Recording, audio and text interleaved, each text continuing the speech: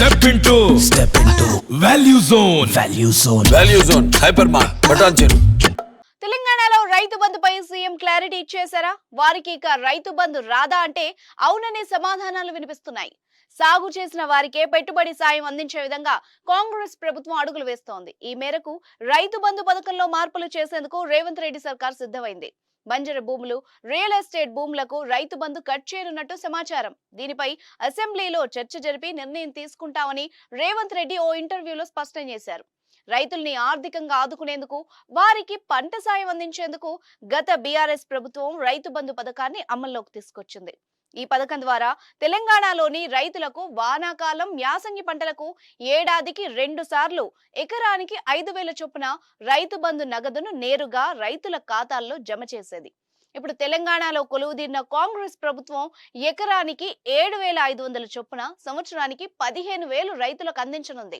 అయితే రైతు బంధు పథకం కీలక మార్పులు చేయాలని కాంగ్రెస్ ఆలోచిస్తోంది.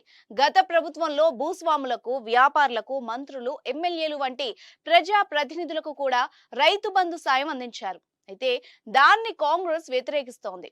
కేవలం సాగు చేసిన వారికి మాత్రమే పెట్టుబడి సాయం అందించాలని ఆలోచన చేస్తోంది. 10 ఎకరాలకు మించి ఎన్ని ఎకరాలు ఉన్నా కూడా కేవలం 10 ఎకరాలకు మాత్రమే రైతు భరోసా ఇవ్వాలని ప్రభుత్వం భావిస్తున్నట్టు ఊహాగానాలు ఊపందుకుంటున్నాయి. తాజాగా మరోసారి రైతు బంధు పరిమితిపై రేవంత్ రెడ్డి కామెంట్ చేశారు.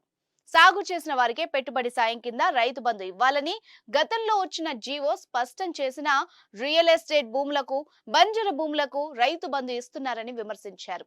దీనిపై అసెంబ్లీలో చర్చ జరిపి ఏం చేయాలో బీఆర్ఎస్ ప్రభుత్వాన్ని అడుగుతామని చెప్పారు. దీంతో రైతు బంధును శ్రీమంతులకు అందించమని రేవంత్ రెడ్డి చెప్పకనే చెప్పారు.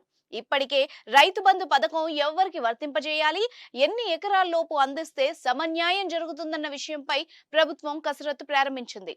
రానున్న రోజుల్లో రైతు బంధుపై రేవంత్ సర్కార్ ఎలా ముందుకెళ్తుందో చూడాలి.